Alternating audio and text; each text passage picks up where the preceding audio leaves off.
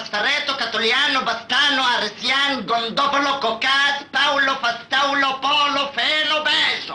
طبعا فاكرينه الخواجة بيجو بتاع ساعة قلبك، هو وابو لمعة. ايوه هو ده اسمه الحقيقي، محمد فؤاد أمين راتب، من مواليد الزقازيق. اتربى هناك وهو صغير، وللمفارقة العجيبة انه كان جار العندليب عبد الحليم حافظ. مش بس كده، الإفيه انه الخواجة بيجو كان بيحب بنت جارتهم يونانية، وكان كل يوم عنده رانديفو معاها بعيد عن البيت. وفي مرة عبد الحليم شافهم وعرف وفضحهم في الحتة، والكلام يوصل لأبو البنت ويروح يعمل مشكلة مع بيجو، وتضطر أمه تاخده وتسافر على القاهرة بعيد عن البنت وبعيد عن وش عبد الحليم حافظ اللي فضح قصته. بداية راتب الحقيقية مع الفن بدأت وهو عنده 7 سنين، لما بابا شارو الإذاعي الكبير شافه وأخده معاه في برنامج، وكان بيديله جنيه في الشهر، وطبعا ده مبلغ كبير وقتها بالنسبة لطفل. وكبر الطفل وكبر معاه حبه للفن والضحك، ولما جه وقت الجامعة التنسيق جاب له كلية العلوم، فلما دخل راح للفرقة بتاعة التمثيل فلقاها قفلت باب التقديم، فراح يسأل في كليات تانية على فرق التمثيل تكون لسه مفتوحة، فملقاش غير كلية التجارة، فحول ورقه عليها. بس لسوء حظه بعد ما خلص الورق باب التقديم في الفرقات قفل، وبالصدفة وهو ماشي حزين بعد الموقف ده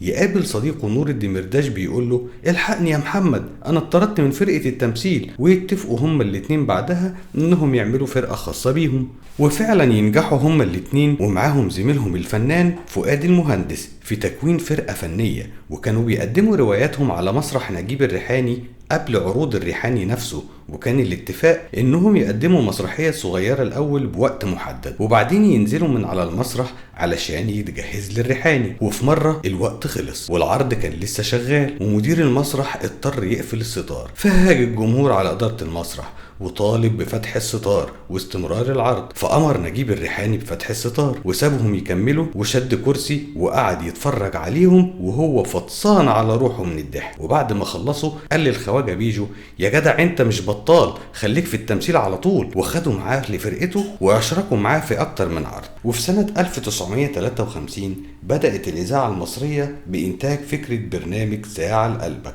وكانت فكرة البرنامج إن كل ممثل يجسد شخصية قدام الميكروفون، فجالهم محمد راتب بفكرة الخواجة بيجو اللي كان بيفكروا بأبو البنت اليونانية اللي كان بيحبها وهو صغير، وقدم معاه زميله محمد المصري اللي كان بيقدم شخصية أبو لمعة، ومع بعض عملوا فقرة عجبت المخرج جدا واتذاع البرنامج وعجب الجمهور اللي كان بيموت على روحه من الضحك. وانيل منها خلي بالك، انا كنت راكب اكس برضه كده مصر اسكندريه السريع قوي اللي ما يقفش على محطات زي على طول كده على طول حلوه كده. ايه ولمحت لك انا كنت راكب فين في السبنس اخر عربيه. خلي بالك انت في السبنس اخر عربيه. ايوه واخد بالك اخر عربيه. واخد بالك السبنس في السبنس اخر عربيه. ربنا معانا هيجري في السبنس اخر عربيه. وبعدين لمحت صاحبي ده على محطه طوخ حدفت نفسي عليه. بصت كان وحشني بقالي يجي 130 سنه ما شفتهوش. والقطر ماشي حدفت نفسي عليه وبصته من هنا ومن هنا، بعد جاب الشاي وشيشه وولع يعني قعدنا ناخد وندي وزي الاحوال والاولاد والحاجات دي كلها. وبعدين وتمام ولحقت القطر. مش هتصدقني. ايه لحقت القطر اللي انت راكبه؟ لا الكذب خيبه اللي قبله.